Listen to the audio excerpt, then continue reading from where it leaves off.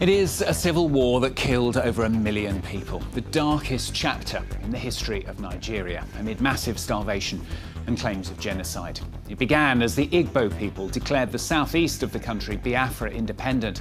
Federal forces invaded, but were initially outgunned by Biafran soldiers. That vote was reversed, with more sophisticated weaponry obtained mostly from Britain, trying to protect its oil industry, and also from Russia, seeing a chance to increase its influence in Africa.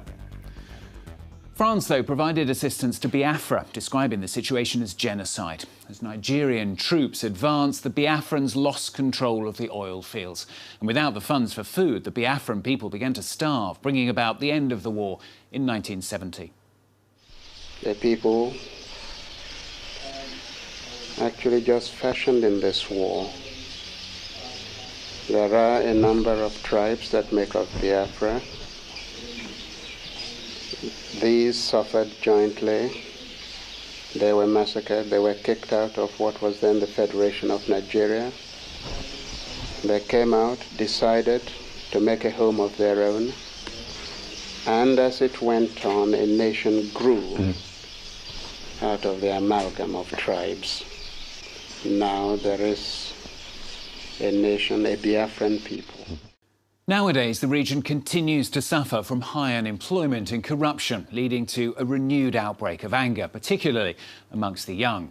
Amnesty claims more than 150 peaceful protesters were killed between the summers of 2015 and 2016 by Nigeria's security forces in what it called a chilling campaign to repress renewed demands to create a breakaway state. The police say crackdowns have been in response to killings by separatists. Well, Rosie Collier revisits Biafra for France 24.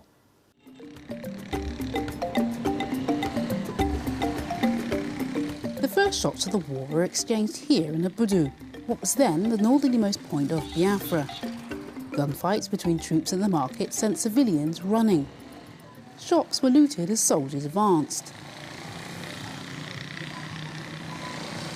Augustine Uga was 10 years old when the war broke out. Politician and a writer, today he is a well-known figure in the town. His first recollection of the war is etched deeply into his memory. I followed some adults who were running through a bush path towards our backyard, towards the farmyard. That was how we ran. I only had my pants on, and I ran and followed them, not knowing where I was going. But since I know them, I had to run and follow them. We went to the inner villages and settled in one other place, in one of the villages. We were there for some time. It was difficult to get food. Starvation was widespread.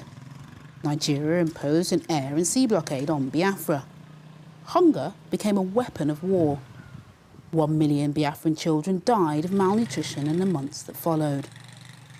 Nigerian troops ransacked civilian food stores and poisoned wells. Augustine remembers his mother and sister sneaking out in the dead of night to find food, but didn't know how they got it. Today, he has come to meet a woman who was a smuggler. As a 14-year-old, Angela had to be quick on her feet to smuggle much-needed supplies. We weren't allowed to cross the border, so we would carry things at night and hide from soldiers. Our relatives would help us gather things on this side of the border. Crossing back over, we would again have to travel under the cover of darkness. If the soldiers caught us, they would put us in trenches, torture us, and force us to pay a fine. Augustine grew up hearing stories of bravery shown by Biafran soldiers in the face of Nigeria. 250,000 men signed up to fight in less than a year. But the reality was that Biafra's newly formed army was defeated within 30 months. Thousands of Biafran soldiers deserted towards the end. Vincent Tabara was one of them. 50 years on, he no longer feels any shame. At that time, everybody was scattered. Nothing was organized. And so I had to go into one of the villages, hide there for some time with my gun and uniform. I had no other clothes other than the uniform. Until a good Samaritan gave me clothes. Thousands of Biafran soldiers died in battle, and many more were injured. With very few hospitals, the Biafrans relied on medical assistance from foreign aid organisations. The International Committee for the Red Cross airlifted hundreds of wounded soldiers abroad for treatment. Several of them were brought to Norway. The Scandinavian country led the way in terms of donations per capita for humanitarian aid to Biafra. John Paloma was one of the Biafran soldiers to be treated in Norway. He enlisted in the Biafran army at the age of just 15. 2 years later, he was lying in a hospital bed with a near-fatal injury when he was told he would be sent to a hospital in Oslo. A near-death experience changed John's life drastically. I've been taking care of these bullets since 1969. I was injured. It ended at the back of my scapulus, that is under my arm. And from there, it was there for almost 9 months before it was operated out at the Norwegian hospital here. Norwegians raised millions of kroners for the humanitarian relief efforts in Biafra. The funds were a welcome lifeline for thousands of Biafrans. John went from being a combatant to becoming a humanitarian campaigner. In 1960s Norway, John was a novelty. He travelled around the country with the then Secretary-General of the Norwegian Church Aid. Today, he's come to find out from Atle Sommerfeld, a former NCA Secretary-General, what impact Biafra had on Norwegians. So we actually had the concept in Norwegian called Biafra children, which became Biafran a concept not only of people from Biafra, but starving or hunger. And that has been a criticism, that the images placing Africans as passive recipients, as everything from Africa is really hunger and catastrophes. And I don't know how you look at that now. I remember that myself in the hospital. For me, it was a kind of reality. People can see what is really actually happening. It's interesting. So you would say that it did not dehumanize people from Biafra, but it helped Norwegians to be human. Yes. The University of Innsbruck was central to the Biafran war effort. Academics and students helped design and manufacture locally made weapons. And Biafran intellectuals who returned from other parts of the country wrote propaganda and speeches. Chike Fadobi is 33 years old and so wasn't born when the war was being fought. But he has developed an obsession with finding and digitalising documents from the era. Much of his research is done here at the university where the leaders of Biafra once stood.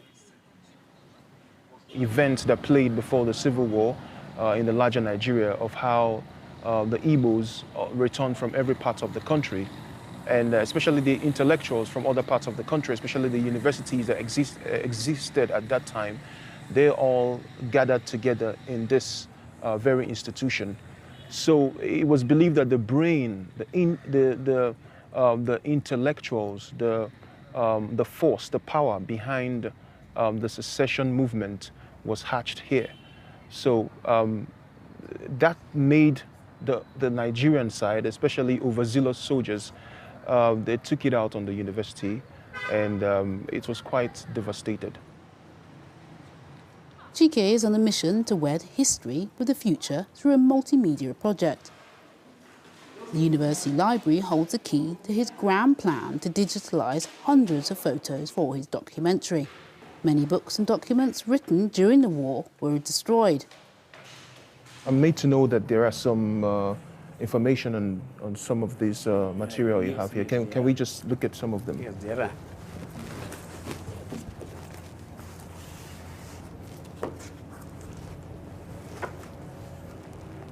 Now, this says a nation is born. Yes, this nation was born after Ujuku's visit to UNN.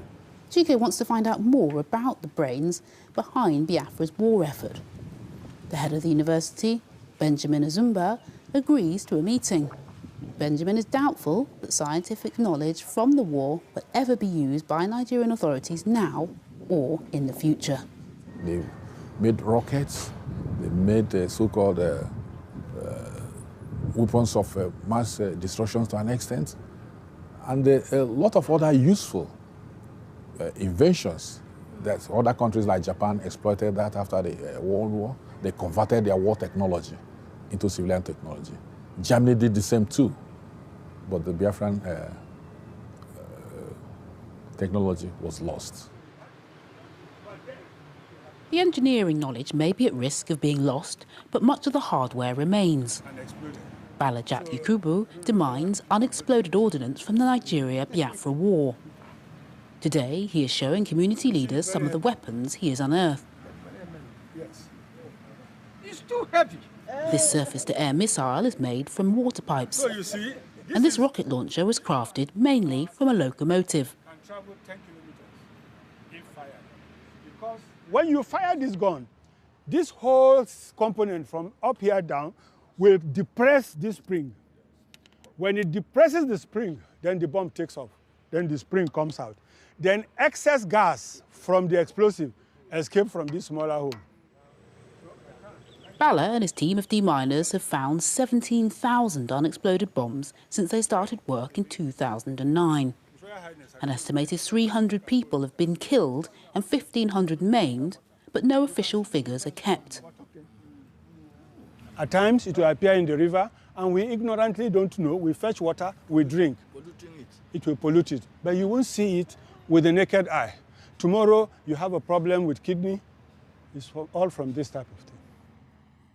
And those of them that are getting rusty like this are the most unstable. Deminers rely solely on private donors, and this millionaire has been persuaded to donate. You guys are doing a wonderful job. Thank you. Thank you so much. Honestly. For those of us who say, no, we cannot close our eyes for our people to be perished or for our people to die unnecessarily. No.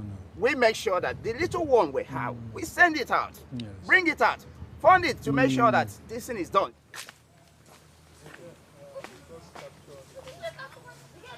There is much work to do to make people aware of the dangers. Armaments and unexploded ordnance still litter the countryside 50 years after guns fell silent. These children are blissfully unaware that several bombs have exploded in these grounds, ripping the limbs off their victims.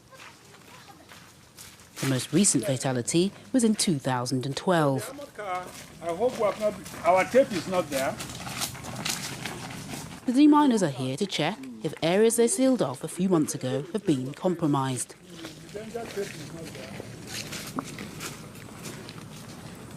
Well, the miners are here to make sure all this thing is removed so that you can play freely here.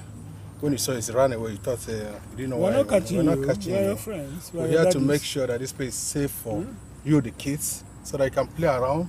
But for now, don't play within this area. Don't enter it. Don't enter it. It's dangerous.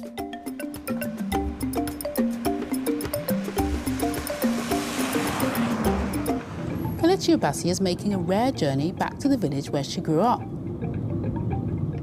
She had a normal childhood until she lost her leg. Her disability makes rural living very difficult. Kelechi, my daughter, it's been so long. How are you?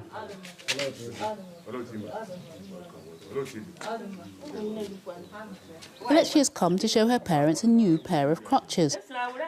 She was on a hospital waiting list for over a year. While it is easier for her to get around now, coming here is painful for other reasons.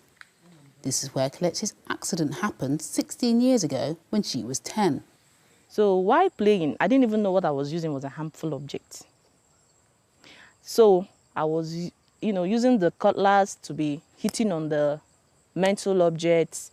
At the point, the thing exploded. So while trying to, I heard the sound of boo. While trying to run away, it was there. I didn't even know what happened afterwards. Where I got myself was at the herbal home, where they were applying medicine on my leg to a very particular time. At the time, the thing was getting rotten. Kelechi uses her experience to help educate people of the potential dangers lying in wait beneath the fertile soils of southeast Nigeria. The lack of resources and government intervention mean that Kelechi still has a long way to go in spreading her message. While her teenage years were spent in a darkness of ignorance about disability, in her 20s, Kelechi has found the light and wants to lead others there. Rosie Collier revisiting Biafra for France 24. Well, that's it from this week's edition. Don't forget, of course, you can catch it and all the previous editions as well on our website at france24.com. Thanks for watching. More news coming up very shortly.